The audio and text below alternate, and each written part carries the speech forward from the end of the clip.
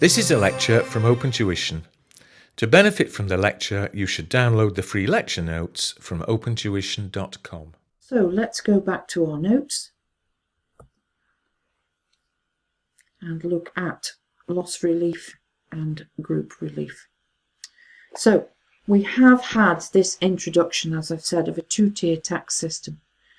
So the most important factor to take into account when considering loss relief and group relief claims is the rate at which the relief is being obtained. You also have to think about, are we wasting QCDs? What is the timing? Do we not want to pay tax? What is the cash flow? All of those other things, but they are not as important now as this rate. So two things to bear in mind. Any claim against total profits prior to 2023, you're only going to get relief at 19%. So a current and prior year loss claim against total profits cannot be restricted. They are all or nothing. Now, that information is in the other corporation tax chapters on losses. So now we're looking at how that impacts on our group relief claims.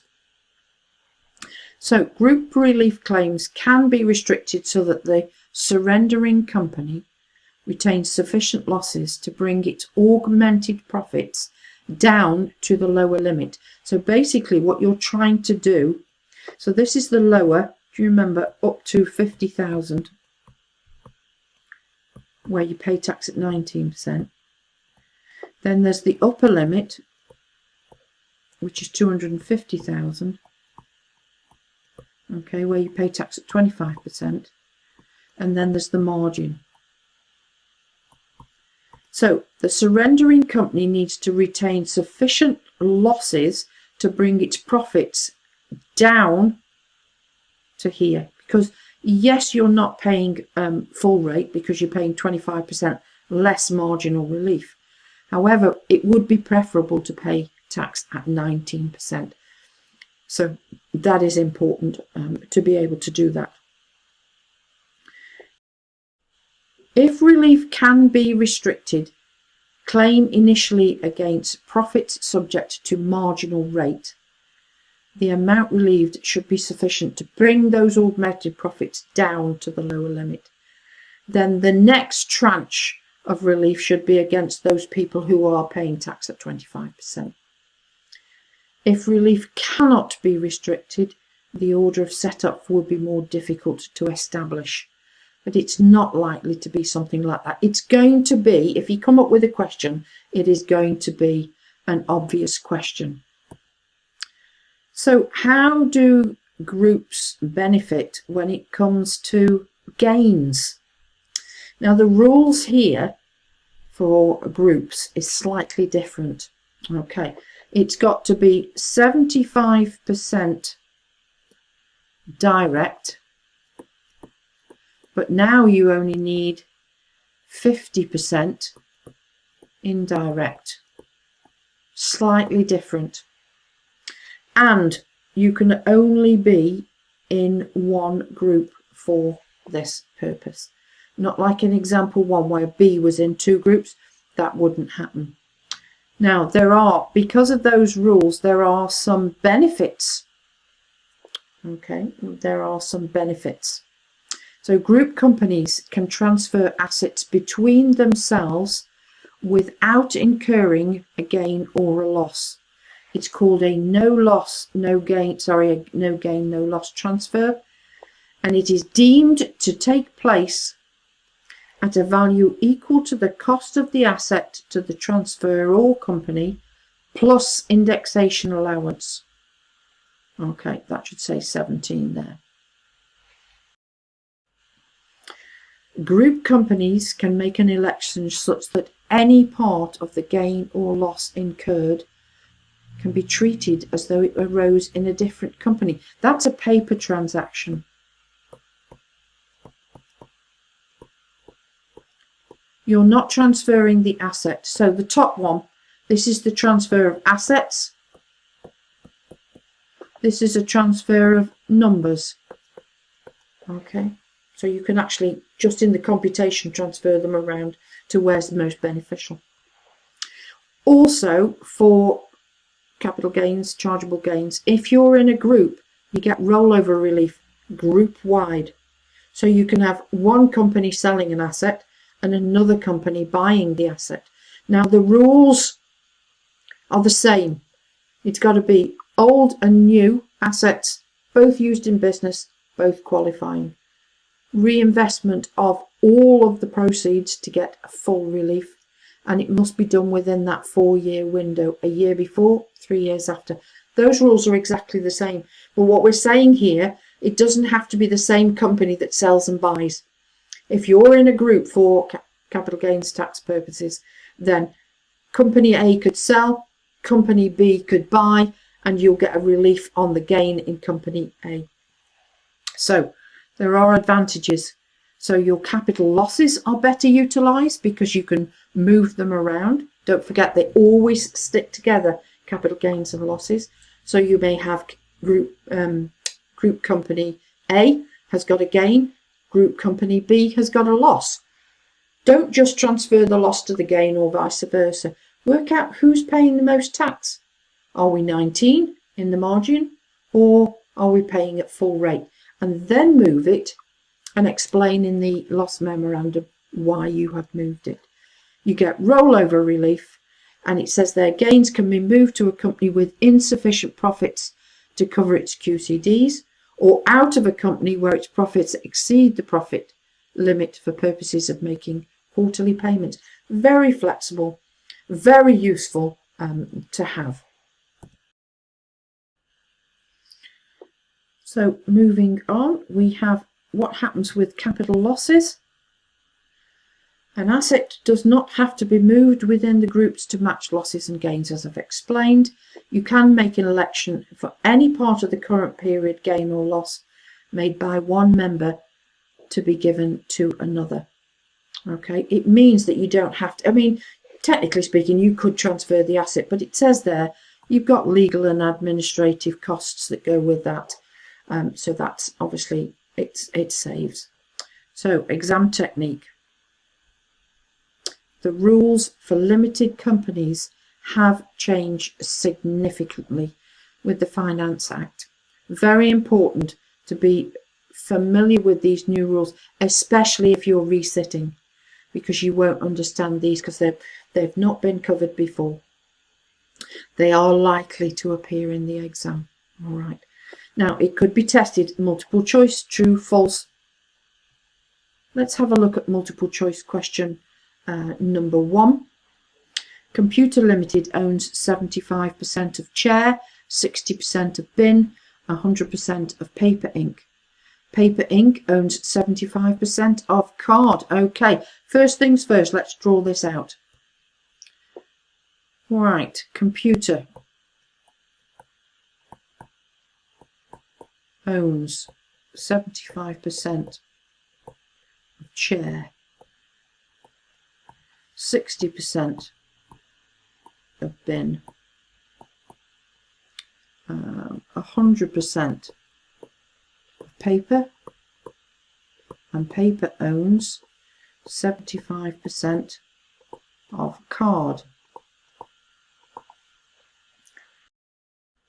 Okay, always draw it out. It just makes it, you can see it, it's a lot easier to do that. All companies are UK resident except for Paper.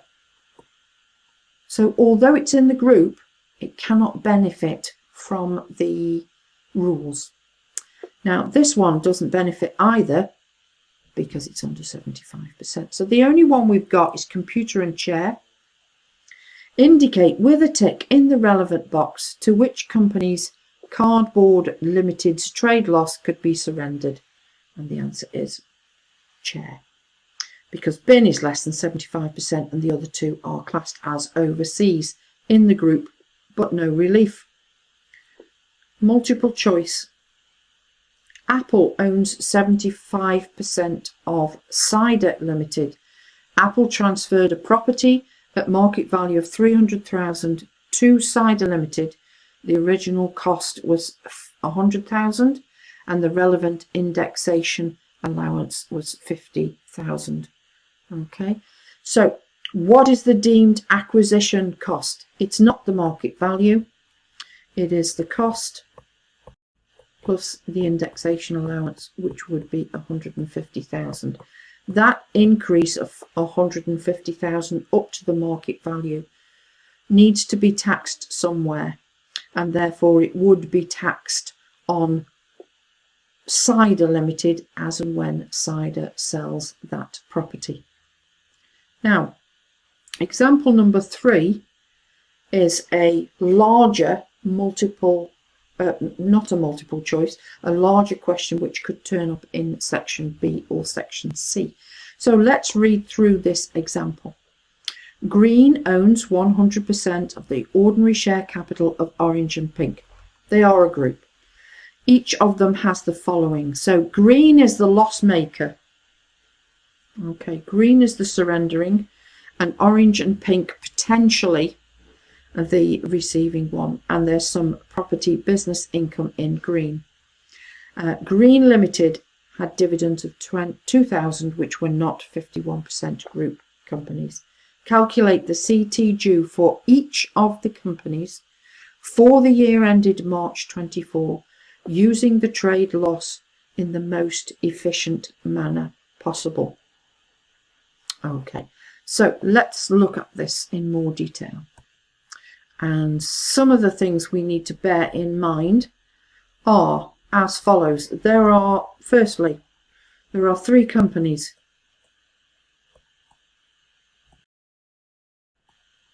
So these are the workings beforehand. So 50,000, which is the lower limit, and 250,000, which is the upper limit, need to be divided by 3 before we get started. Okay. So we're looking at 16,667. Try saying that with false teeth in. And 83,337. Now that's obviously going to have an impact on what the rates are that the companies are going to pay. Second thing, you have 3 groups. This is your question. That's how your model answer needs to look. Okay, so you set up your pro forma with the headings across the top and the pro forma down the side, as you've seen with the other ones, and then you copy the question into the answer where you applicable, leaving gaps where we're going to put the losses in. Number 3, we need to send a loss memorandum for Green for £90,000. And then we need to stop and think. Something you should do regularly in the exam. If you look at these rates, Orange is paying tax at 25%, main rate. Pink is margin, so we're paying at 25% less marginal relief. Now that's the one you need to be focusing on. So let's have a look at the model answer and see how it looks. Now we've got some detail. So you can see from here how the pro forma looks when it's all been set up. We've copied the question across and we've put all the trade profits and the business income in. We've then obviously worked out the TTP, added in the dividends to work out augmented profits, and then worked out the tax. And you'll see from the notes, obviously then we've already done that calculation. So the Green's trade loss has been relieved so as to reduce both its own and Pink's augmented profits down to the lower limit. Okay, so Pink we've brought down to the lower limit. This one we brought down to the lower limit. And then the balance of the loss, so that amount there with the dividends brings them to the lower limit so they only pay tax at 19%. The same with pink. As I said, that was the one that we needed to look out for. We have put in there as much as is necessary to bring it down to the lower limit, so they only pay tax at 19%. Which means that the balance of the loss of 90,000 can go against orange and obviously reduces their tax. There you go, the balance of their loss there. Okay. Any of these questions, make sure you set out the pro forma, do all the workings and set up a loss memorandum.